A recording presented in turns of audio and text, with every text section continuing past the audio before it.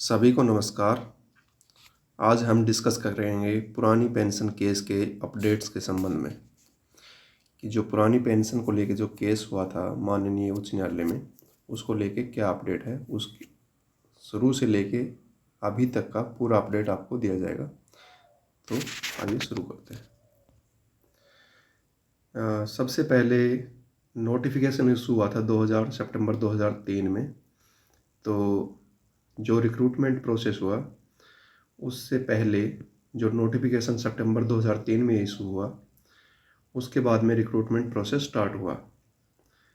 तो जो एनपीएस का नोटिफिकेशन 22 दिसंबर 2003 को आया, उससे पहले ये हमारा जो रिक्रूटमेंट था उनका रिक्रूटमेंट का नोटिस उससे पहले था। तो इस बात को लेके ये काफ़ी बहस थी कि हम लोग पुरानी पेंशन में जाएंगे कि न्यू पेंशन में जाएंगे। तो इसको लेके फिर माननीय उच्च न्यायालय में गए थे। तो इसके दौरान क्या क्या हुआ था वो देखते हैं। तो 2004 में ज्वाइन करने के बाद में 2018-2019 में डायरेक्टर जनरल सीआरपीएफ ने ये बोला था कि जिनका नोटिफिकेशन पहले का था उनकी एलिजिबिलिटी चेक करो। उसके लिए एक बोर्ड बनाया गया था और उनको ये बताया गया था कि ये लोग एलिजिबल हैं पुरानी पेंशन के लिए, कि जिनका नोटिफिकेशन 2003 से पहले था। पुरानी पेंशन के नोटिफिकेशन से, न्यू पेंशन नोटिफिकेशन से पहले जिनका पुरानी पेंशन के लिए नोटिफिकेशन था, तो उनको पेंशन दी जाएगी। और इसके लिए आप सभी को पता भी है, आपके संबंधित ग्रुप सेंटर ने भी ऑर्डर किया था और सभी का ऑफिस ऑर्डर भी हो गया था।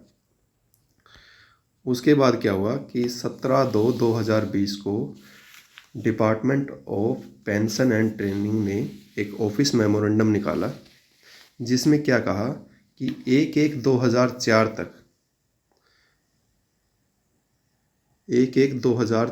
तक जिनका रिक्रूटमेंट का रिजल्ट आ गया है उनको भी हम एलिजिबल करते हैं।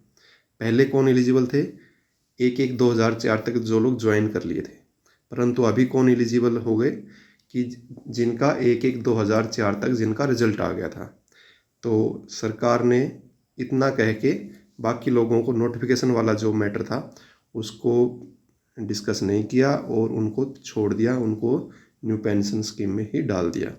इसके बाद क्या हुआ कि जो ऑफिस ऑर्डर हुए थे गवर्नमेंट अपने अपने विभाग की तरफ से, सभी वो वहीं पे रुक गए और उन्होंने आगे कुछ भी नहीं किया। तो इस ओएम के खिलाफ जो 17/2/2020 को आया था, इसके खिलाफ माननीय उच्च न्यायालय में लोगों ने केस फाइल किए।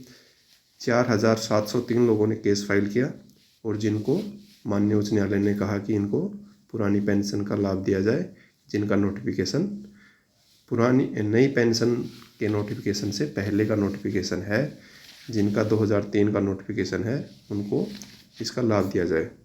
परंतु विभाग ने क्या किया? केवल जिन्होंने केस फाइल किया था उनको ही पेंशन का लाभ दिया और बाकी को पेंशन का लाभ नहीं दिया, चाहे उनका नोटिफिकेशन कभी का हो। तो इसके बाद में 2022 आ गया। ये सब होते होते तो 2022 में जितने बाकी बचे हुए थे जिनका नोटिफिकेशन 2003 का था और न्यू पेंशन स्कीम में थे, तो उन्होंने केस फाइल किया माननीय उच्च न्यायालय दिल्ली में। और इसकी क्या क्या इसका प्रोसेस रहा ये हम आपको अभी बता रहे हैं। सबसे पहले इसकी हेयरिंग हुई 2/5/2022 को।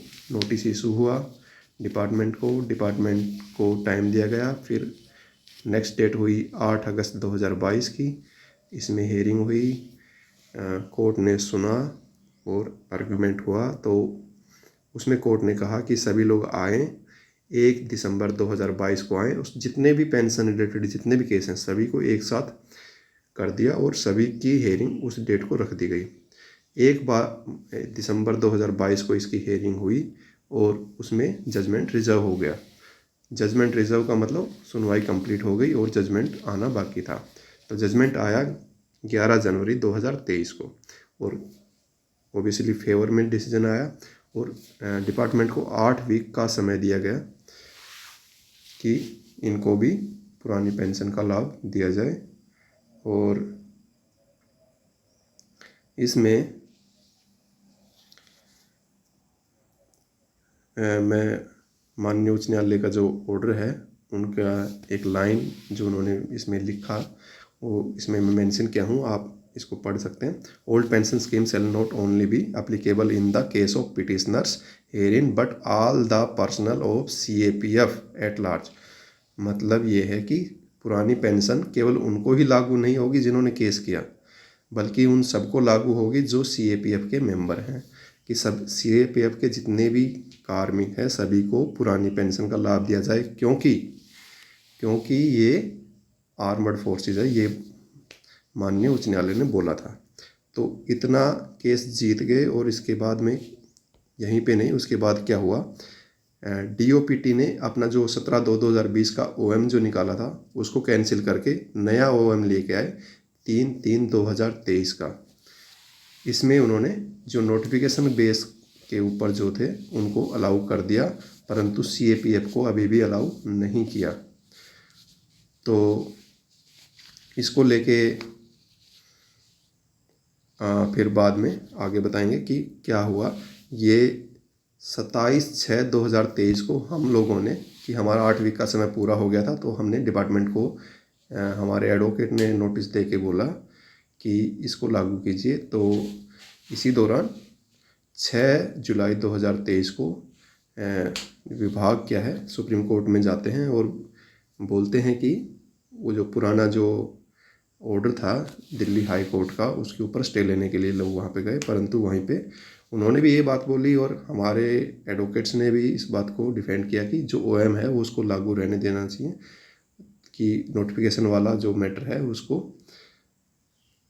उनको पेंशन मिलनी चाहिए। तो ये सुप्रीम कोर्ट ने भी इसको माना और उसके ऊपर स्टे ना लगा के जो बाकी CAPF वाला जो मैटर था कि पूरी CAPF को दिया जाए, इसके ऊपर सुप्रीम कोर्ट ने बोला है, रोक नहीं लगाई है, बोला है कि इसको सुनेंगे और उसके बाद में इसके ऊपर आगे डिसीजन आएगा। तो इस बाकी जो 2004 के बाद का जिनका नोटिफिकेशन है या 2004 के बाद के जो भारतीय हैं तो उनका अभी सुप्रीम कोर्ट से डिसीजन आना बाकी है।